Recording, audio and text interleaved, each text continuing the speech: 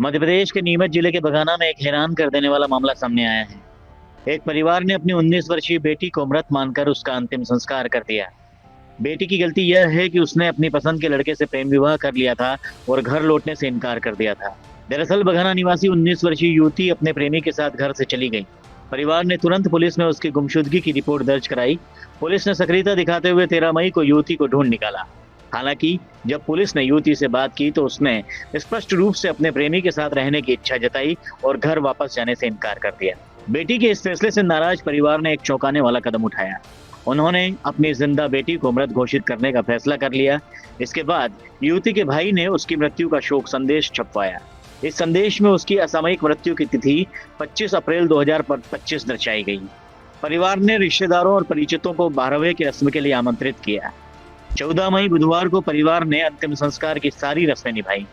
घर में युवती की तस्वीर के सामने धूप ध्यान किया गया और शाम तक चले कार्यक्रम में रिश्तेदारों और पड़ोसियों को भोज कराया गया। इस दौरान ऐसा माहौल बनाया गया जैसे वास्तव में किसी की मृत्यु हो गई हो।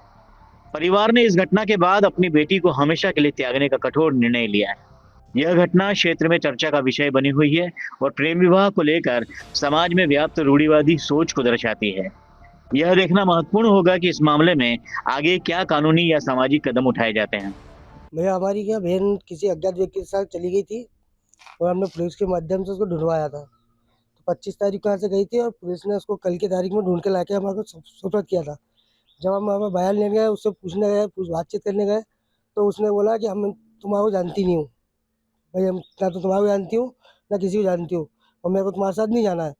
तो वो हमारे साथ नहीं आया, हमारे खिलाफ विरोध बोलने के बाद वो वहाँ से चली गई। और उसके बाद में फिर हमने यहाँ पर आने के बाद में 12 का जो कार्यक्रम विधि विधान से होता है, वो कार्यक्रम हमने कर दिया। तो आज के बाद ना तो उससे हमारा कोई लेना देना है, ना वो हमको हम ना हमको जानते ना वो हमको जानती है। वही जिस प्रकार 12 का कार्यक्रम किया जाता है, धूपदान दिए, खाना वाना बनवाया है, कुछ आसपास के लोगों को बुला के खाना खाना वाना खिला के वो अपने परिवार के समेत ये कार्यक्रम निपटा दिया हमने। और हम परिवार के ही हैं सब लोग अभी। और वो अब जिंदा है कुछ भी हो, हमारे लिए तो मर चुकी है। तो इस हिसाब से हमने हमारा कार्य में हमारा धर्म के हिसाब से हमारा काम कर दिया।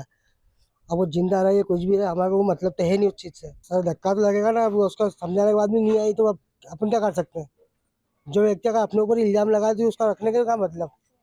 कि जो एक बार चला गया उसको हम लेके जबरदस्ती ले आ भी जाते हैं तो अगला कदम फिर वही अगली बार वही हरकत करती। इसलिए हमने वो त्याग दिया उसको।